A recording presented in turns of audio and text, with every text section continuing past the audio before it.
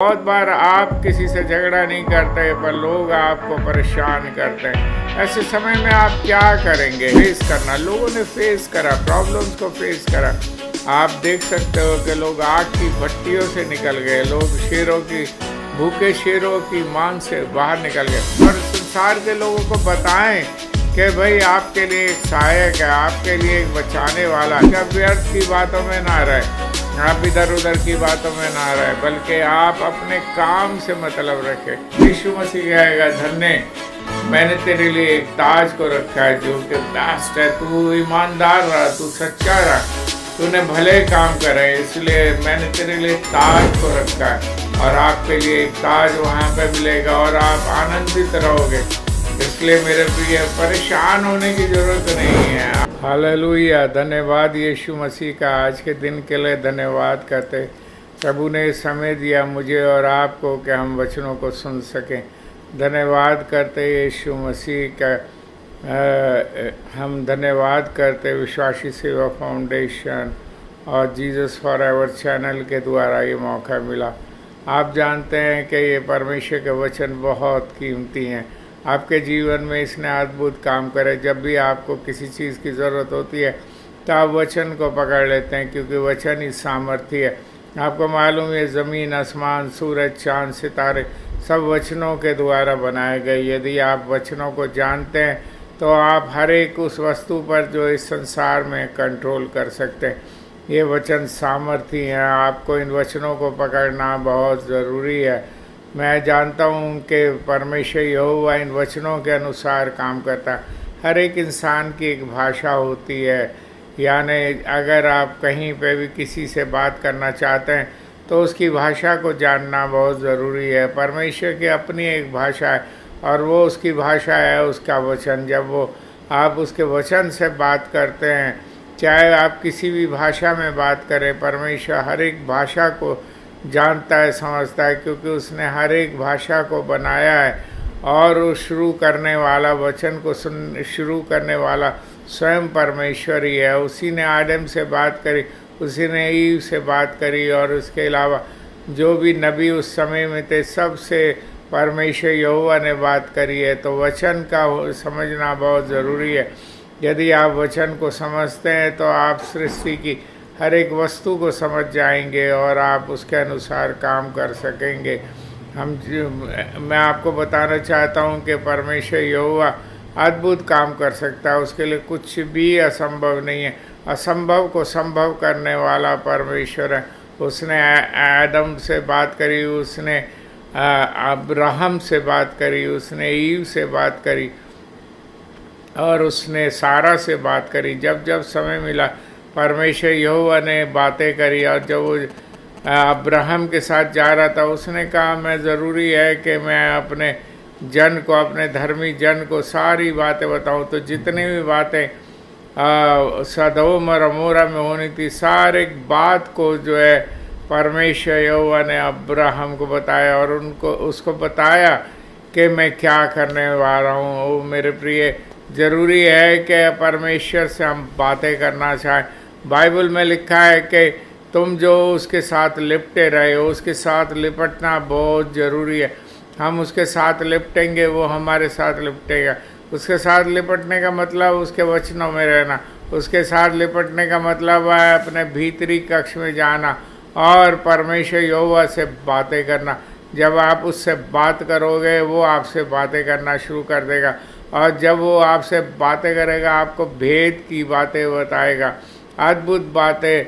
वो उसके वचन में लिखा, मुझसे प्रार्थना कर, तब मैं तुझे अद्भुत और भेद की बातें बताऊंगा।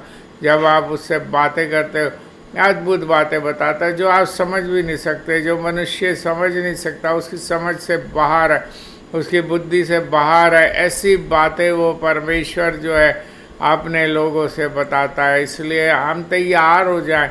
जब आपके लिए कितना अच्छा है कि आप परमेश्वर की बातों को समझ सकें। आपके लिए कितना अच्छा है कि आप परमेश्वर आपसे बातें करें। उससे लिपटे रहना बहुत ज़रूरी है। इसलिए लिखा है कि तुम जो उससे लिपटे रहे हो, आज तक जीवित हो। हमारा जीवन उसके द्वारा है। वो हमारे धर्मीय दाहिने हाथ को थाम लेता है। बाइबल में लिखा है, कि वो जो हमारे धर्मीय दाहिने हाथ को थाम कर चलता है, यानी जब वो हमारे धर्मीय दाहिने हाथ पर आ जाता है तो हमारे शरीर के भिन्न भिन्न मजबूत अंगों को तरफ वो रहता है और हमारे हार्ट को मजबूत कर देता है। हमारे लिए वो अद्भुत काम करता है, हमारे शरीर को मजबूत कर देता है। और जैसे ही परमेश्वर यहोवा का जीवन हमारे जीवन में बहता है, यानी उसका ब्लड जो उसने सलीब पे बहाया, उसका गाढ़ा लहू जो परमेश्वर ने सलीब पर बहाया, वो हमारे शरीरों में बहता चला जाता है और हम उस लहू के अनुसार शुद्ध और पवित्र किए जाते हैं। बाइबल बताती है तुम्हारा निकम्मा चाल चलन जो बाप दादों से चला आ रहा है। मेरे प्रियो, ये मनुष्य जो है उस पापी इसलिए नहीं है कि उसने पाप करा, परंतु ये जो चाल चलन है उसके अंदर वो बाप दादों से चला आ रहा है। वो तुम्हारा जो निकम्मा चाल चलन बाप दादों से चला आ रहा है, उससे तुम्हारा छुटकारा सोने चांदी जैसे नाशवान वस्तुओं से नहीं, परंतु निर्दोष निष्कलंक मेमने अर्थात मसीह के लहू के द्वारा हुआ है। हमारा छुटकारा हो चुका है। हमें समझने की ज़रूरत है, बहुत ज़रूरी है कि हम समझें। बाइबल बताती है यीशु का लहू सारे अधर्म से हमें शुद्ध करता है। इसलिए बाइबल कहती है कि तुम पाप ना करो। यदि कोई पाप करे तो हमारे लिए एक सहायक है, अर्थात मसीह यीशु, जो हमारे ही नहीं परंतु संसार के पापों का प्रायश्चित है। सो आपके लिए एक सहायक है, उसका नाम यीशु मसीह है। और वो आपके लिए ही नहीं है बल्कि सारे संसार के लिए सहायक है। इसलिए उसकी ओर निहारें और संसार के लोगों को बताएं कि भाई आपके लिए एक सहायक है, आपके लिए एक बचाने वाला है, उसका नाम यीशु मसीह। और ये आपका काम है बताना लोगों को। ये आपके लिए ज़रूरी है कि आप लोगों तक इस मैसेज को पहुँचाएँ कि बहुत ज़रूरी है। मैं जब प्रेयर करता है लोगों के लिए, लोग चंगे हो जाते हैं। फिर लोग क्वेश्चन करते हैं भाई ऐसा क्यों करता है ये, इनका सवाल एक उनके अंदर उठ जाता है। मेरे अंदर भी एक सवाल उठ जाता है। मेरा काम जो है वो मैं करता हूँ और इसके अलावा जिसका जो काम है वो करे। बाइबल बताती है, पौलुस कहता है कि मैंने बोया और अपोलोस ने सींचा और परमेश्वर ने बढ़ाया। तो परमेश्वर ही बढ़ाने वाला है। हमारे को जो हमारा काम है, हमारे को बीज बोना है। बीज बोने वाला बीज बोने निकला और कुछ राह के किनारे गिरा, कटीली झाड़ियों में गिरा और कुछ इधर उधर अच्छी भूमि में भी गिरा। जो अच्छी भूमि पे गिरा वो फलदायी हुआ। मेरे प्रियो, अच्छी भूमि का आपको बनना बहुत ज़रूरी है। यानी जब आप वचन को सुनते हैं आपका दिल दिमाग इधर उधर ना रहे, बल्कि केवल आप परमेश्वर की ओर अच्छी भूमि की तरह देखते रहे। एक्चुअली बाइबल के अनुसार जो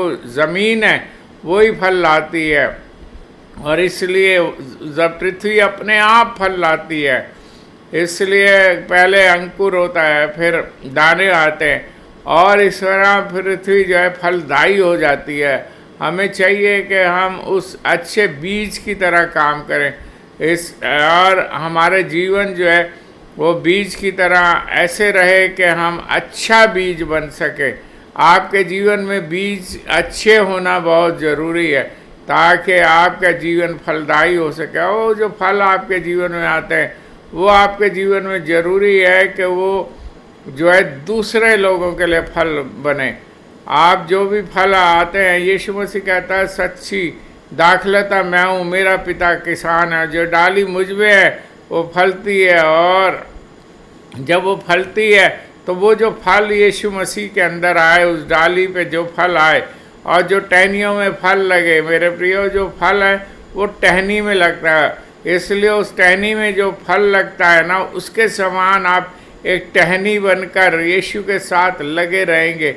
आप देख सकते हो कि चाहे टहनी टेढ़ी हो चाहे सीधी हो, लेकिन वो फल देती है। ऐसे ही मनुष्य का जीवन है। अगर आप परमेश्वर यहोवा के साथ लगे हुए हो, आपका जीवन उसके साथ चिपटा हुआ है, तो आप चाहे जैसे मर्जी हो आप फल देने वाले बनोगे और उन फलों का जो है असर आपके जीवन में बढ़ता चला जाएगा। बहुत सारे लोग आपके पास आएंगे और उन फलों से जो है वो प्रभावित होंगे और उनके जीवन में लगेगा कि हाँ ये फल अच्छे हैं। फलों का हमारी ज़िंदगी में आना बहुत ज़रूरी है। आपका जीवन जो है फलदायी होना बहुत ज़रूरी है। आप देखते हैं फल कितने अच्छे होते हैं। शुरू में जब परमेश्वर ने मनुष्य को बनाया तो उसने फल दिए और उसने अच्छे अच्छे फल दिए। आज भी हम देखते हैं कि जो भी मनुष्य जो है अगर देखता है तो उसके लिए फल बहुत अच्छे होते हैं। आपके जीवन में फलों का होना बहुत ज़रूरी है, क्योंकि परमेश्वर ने शुरू में फल ही दिए और कुछ नहीं दिया। फलों का हमारी ज़िंदगी में आना बहुत ज़रूरी है। ये फल जो है वो लोगों के लिए, ताकि लोग फलदायी हो जाएं, इन फलों को खाएं और आनंदित हो जाएं। इसलिए आपका जीवन जो है फलों से लदा होना बहुत ज़रूरी। बहुत बार आप देखते हैं बहुत सारी डालियाँ जो होती हैं और जो उनके ऊपर फल जो है भरे रहते हैं। जितना जो डाली में फल होंगे उतना वो डाली जो है नीचे झुकती चली जाएगी। इसलिए यीशु मसीह कहता है, मुझसे सीखो, मैं आत्मा में नम्र और दीन हूँ। यीशु मसीह आत्मा में नम्र और दीन है, उससे सीखना बहुत ज़रूरी है। और उससे ये सीखें कि कैसे हमारा जीवन है। बाइबल बताती है तुम्हारी कोमलता सब मनुष्यों में प्रकट हो, यानी जिस भी मनुष्य से हम बात करें उसमें हमारी कोमलता उसको नज़र आने लगे, उसको नज़र आए कि इसके अंदर हम यीशु के स्वभाव को पाते हैं और उसका स्वभाव हमारे जीवन में हमारे जीवन में जैसे एक गीत है कि मैं तुझ जैसा बनता चला जाऊं, उसके जीवन के जैसे बनते चले जाए। ऐसा स्वभाव रखो जैसा मसीह यीशु का था। और पौलुस कहता है मेरी सी चाल चलो, क्योंकि मैं मसीह की चाल चलता हूँ। जब पौलुस मसीह की चाल चलता है तो हम में से हर एक जो हैं अपने जीवन में मसीह की चाल चल सकते हैं। हमारे जीवन सुखदायी झरने के समान हो सकता है, जैसे झरना बहता है। और हम देखते हैं कि परमेश्वर जो है पहाड़ों पे जो है पहाड़ों पर जमा देता है, बर्फ़ को जमा देता है। उसके बाद वो जो बर्फ़ है वो झरनों के समान बहती चली जाती है।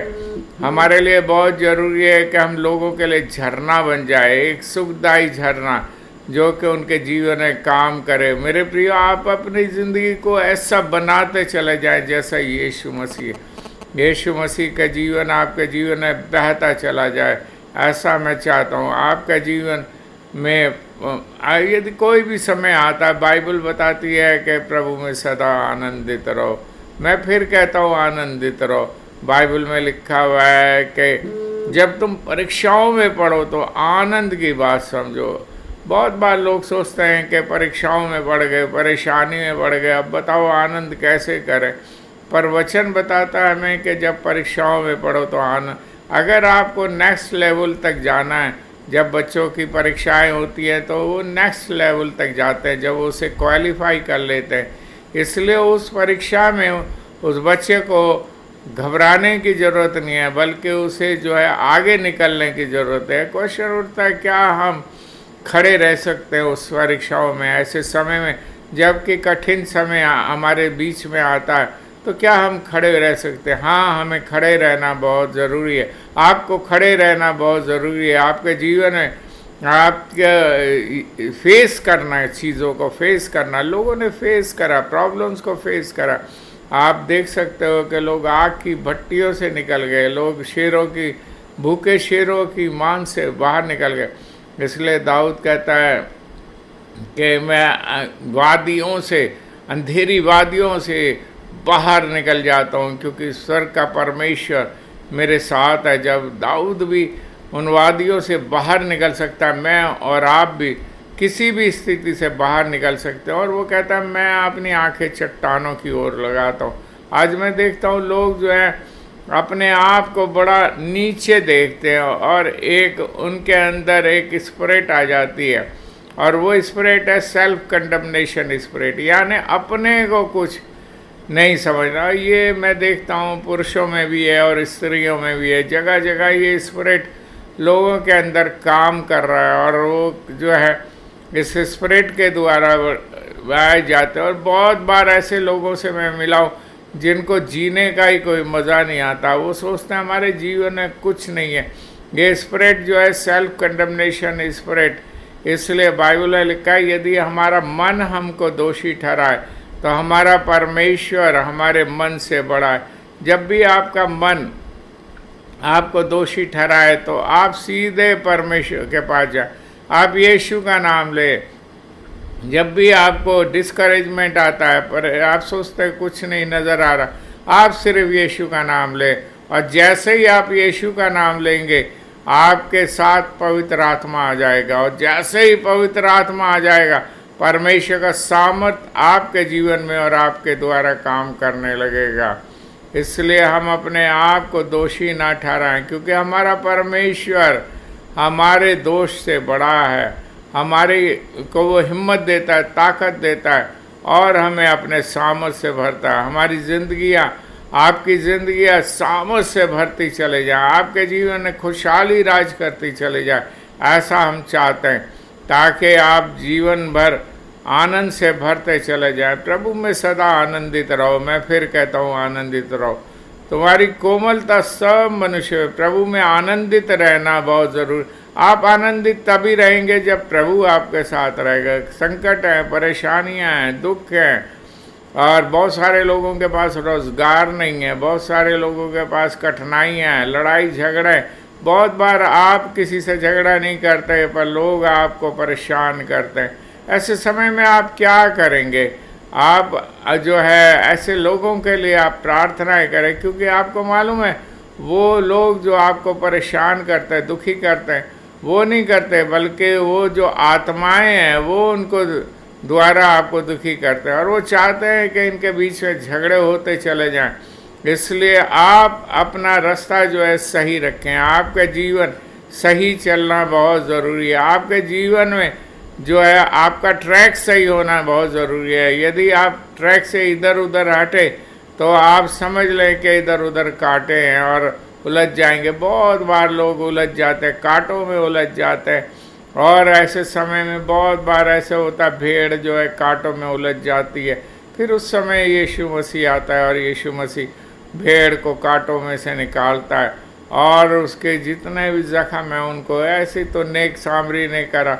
ओ एक व्यक्ति जा रहा था यरूशलेम से यरीहो की तरफ जा रहा था, और वो गिर गया और उसको चोट लग गई, और बहुत भयानक स्थिति में था, और उस नेक सामरी ने जो है उसको उठाया और अपने गधे पे लादा। मैं सोचता हूँ कि उसको पैदल चलना पड़ा होगा, और उस व्यक्ति को कैसे उसने गधे पे लादा होगा अपने, और उस सवारी पे लेकर अपनी सवारी पे लाद के वो ले गया, और वहाँ पर ले जा के उसने जो थे उसको पैसा दिया, जो भी सराय थी उसके मालिक को पैसा दिया, और कहा कि मैं दोबारा आऊँगा। इसलिए मेरे प्रियो, हमारी ज़िंदगी में नेक सामरी की तरह हम काम करें, भलाई करना, उदारता दिखाना ना भूलें, क्योंकि ऐसे बलिदानों से परमेश्वर प्रसन्न होता है। आप परमेश्वर को प्रसन्न करना चाहते हो तो आप भलाई ज़रूर करें।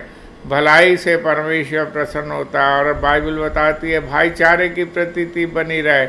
और इसलिए क्योंकि इसमें कई बार जो है लोगों ने स्वर्गदूतों की सेवा करी है, हम देखते हैं कि लोगों ने स्वर्गदूतों की सेवा करी है। इसलिए हम भाईचारे में लगे रहें, एक दूसरे की मदद करें, एक दूसरे की सहायता करें, लोगों की भलाई करें। ज़िंदगी हमारी जो है कैसी है, हम बहुत बार मैं देखता हूँ आप लोग के जो है दूसरों के जीवन में देखते रहते हो, क्या है दूसरे के जीवन में, क्या है उसके घर में क्या हो रहा है, आप दूसरों के घरों में देखते रहते हो। एक क्वेश्चन मार्क उठता है कि आप क्यों दूसरों के घरों में देखते। जब आप दूसरों के घर में देखते हो आप अपना समय बर्बाद करते हो, और उस समय बर्बादी में आपको कुछ मिलने वाला नहीं है, सिवाय इसके कि आपका अपना दिमाग जो है व्यर्थ में जो है, आपका दिमाग जो है व्यर्थ की बातों में लगा रहेगा, आपका दिमाग जो है परेशान रहेगा। इसलिए मैं आपको बताना चाहता हूँ कि आप व्यर्थ की बातों में ना रहें, आप इधर उधर की बातों में ना रहें, बल्कि आप अपने काम से मतलब रखें। एक बात यह है कि आप अपना टाइम बर्बाद कर रहे हो, आप अपना टाइम बर्बाद कर रहे हो, आप अपने दिमाग को जो है व्यर्थ में लगा रहे हो। इसलिए अपने आप को अपने काम से काम रखें। इंग्लिश का फ्रेज है माइंड योर ओन बिजनेस। हम आज जो है लोग अपने काम से काम नहीं रखते, दूसरों के काम में जरूर टांग लगाते हैं। उसके घरों में देखते हैं क्या हो रहा है, उसके घर में कैसा चल रहा है उसका घर। अपने काम से काम रखना हमारी ज़िंदगी में बहुत ज़रूरी है, और हम इस प्रकार से अच्छे कामों में आपके लिए बहुत ज़रूरी है कि आप भले कामों में चलते चले जाएं और भलाई करें। ज़िंदगी में ये बहुत ज़रूरी है। बाइबल बताती है अपनी रोटी जल की सतह पर डाल दे, क्योंकि बहुत समय के बाद तू उसे पुनः प्राप्त करेगा। जल की सतह पर अपनी रोटी को डालना बहुत ज़रूरी है। बहुत बार आपको नहीं पता आपके पास रोटी है और आप जा रहे हो, पानी के किनारे से आप गए और आपने आधी रोटी जो भी आपको मिली है, 4 रोटी मिली है तो 2 आपने जल की सतह पर डाल दी, और आपको नहीं पता कि कौन सा प्राणी उसको खाएगा। बाइबल बताती है कि जो वृक्ष है उसको तो गंध मिलती है और वो फिर पनप जाता है, परंतु मनुष्य वहीं पड़ा रहता। जो आपने यहाँ पर काम करे उसका प्रतिफल आपको ज़रूर मिलेगा, और वो प्रतिफल आपको मिलेगा परमेश्वर यहोवा के द्वारा, वो आपको ज़रूर मिलेगा। लेकिन आप ये ना सोचें कि आप कुछ भलाई ना करें, क्योंकि जो कुछ भी भला आप यहाँ पर करेंगे उसका प्रतिफल आपको प्रभु यीशु मसीह स्वर्गीय स्थानों में देगा। वो ऊंचाइयों पर पहुँचाएगा उसको, और उसका जीवन आपके जीवन में बहता चला जाएगा। उसकी आशीषें आपके जीवन में बहती चली जाएंगी, और स्वर्गीय धाम में आप आनंदित रहोगे, उसके साथ रहोगे। यीशु मसीह कहेगा, धन्य मैंने तेरे लिए एक ताज को रखा है जो कि बेस्ट है। तू ईमानदार रहा, तू सच्चा रहा, तूने भले काम करे, इसलिए मैंने तेरे लिए ताज को रखा है, और आपके लिए एक ताज वहाँ पे मिलेगा और आप आनंदित रहोगे। इसलिए मेरे प्रिय, परेशान होने की ज़रूरत नहीं है। आप जब परेशान नहीं होगे तो आप परेशानी को परेशान कर दोगे। इसलिए आप देखो ही मत, प्रॉब्लम की तरफ देखो ही मत, ऊंचाइयों की तरफ देखो। आप जब ऊंचाइयों की तरफ देखोगे तो आपको ऐसा लगेगा जैसे ये प्रॉब्लम कुछ है ही नहीं। मैं बहुत सारे बार देखता हूँ, लोग कहते हैं ऐसी तो कुछ है ही नहीं जी, हमारा तो ज़िंदगी कुछ है ही नहीं जी। अपने आप को बहुत ही गिरी हुई स्थिति में डालते हैं। लेकिन मेरे प्रिय, आपको गिरी हुई स्थिति में डालने की ज़रूरत नहीं है। आपको अपनी आंखें पर्वतों की ओर लगानी है ताकि आप ऊंचाइयों को देख सकें। हम परमेश्वर के लोग हैं, वो हमें गले लगाने के लिए तैयार है। वो चाहता है कि मुझे और आपको वो अपने गले लगा ले। लेकिन आज जो है मनुष्य जो है वो ये कर रहा है कि वो परमेश्वर के साथ ना चल के और दुनिया की बातों में चल रहा है। आज का मनुष्य यही है। बाइबल बताती है, पहले परमेश्वर के राज्य की खोज करो और उसकी धार्मिकता पाओ, सारी चीज़ें तुम्हें खुद ब खुद मिल जाएगी। आपको पहले परमेश्वर के राज्य की खोज करनी है और उसकी धार्मिकता को पाना है। आज मनुष्य संसार की वस्तुओं की तरफ भाग रहा है, दौड़ रहा है, पीछे पीछे लगा हुआ है कि संसार की वस्तुएं मेरी ज़िंदगी में जो है आशीषों को लेके आएंगे। मैं आपको बता रहा हूँ, आप परमेश्वर के पीछे चलोगे तो आपको किसी भी चीज़ के पीछे भागने की ज़रूरत नहीं। वो अपने आप आपके जीवन में भरती चली जाएंगी। आशीषों से आप लद जाओगे, आपके ऊपर आशीषों की वर्षा होने लगेगी। आपके पास जगह नहीं रहेगी कि आप उन आशीषों को रख सको, और आप एक झरने के समान आप दूसरों को देने लगोगे। जैसे अब्राहम से कहा, तेरे वंश के लोग जाति जाति के लिए आशीष का कारण ठहरेंगे। अब्राहम के वंश की आशीष है हम पर और हमारे घराने पर मसीह यीशु के द्वारा हमारे जीवन में पूरी होती चली जाएंगी, और हम आशीषित ठहरेंगे। हम दूसरों को देने वाले बनेंगे, किसी से लेने वाले नहीं बनेंगे। हालेलुया। सो धन्यवाद हो आज के दिन के लिए, इन वचनों के लिए धन्यवाद हो। हम विश्वास करते हैं कि बहुत सारे लोगों ने इन वचनों को सुना है और उनके जीवन में चंगाइयाँ हो रही हैं। और इस समय जब मैं प्रार्थना करूँगा, आप सिर्फ अपने दिल, दिमाग और अपने कान इधर लगाएं ताकि आपको चंगाई आपके शरीर से निकल जाए। धन्यवाद यीशु मसीह, आपके नाम का धन्यवाद हो। थैंक यू लॉर्ड जीसस, तेरा धन्यवाद हो यीशु मसीह। तू धन्य परमेश्वर है, तेरे तुल्य कोई है नहीं। तू राजाओं का राजा, तू प्रभुओं का प्रभु है। तेरे नाम का धन्यवाद हो यीशु मसीह। हम धन्यवाद करते हैं इन प्रिय लोगों के लिए जिन्होंने प्रभु जी इस वचन को सुना। हम जानते हैं यीशु मसीह ये चंगे हो चुके हैं। इनके शरीर से जो भी आत्माएं थे और जो भी कमजोरियां थी, जो भी बीमारियां थी, जो नशे की आत्माएं थी, जो भी व्यभिचार की आत्माएं, घमंड की आत्माएं, लालच की आत्माएं, तरह तरह की आत्माएं यीशु के नाम से इनके शरीरों से बाहर हो गए। हम विश्वास करते और धन्यवाद करते। मैं इनके घरानों को आशीष देता हूँ। इनकी 1000 पीढ़ी तक आशीषित ठहरे प्रभु। इनमें से हर एक को तू अपनी महिमा के लिए इस्तेमाल करना प्रभु।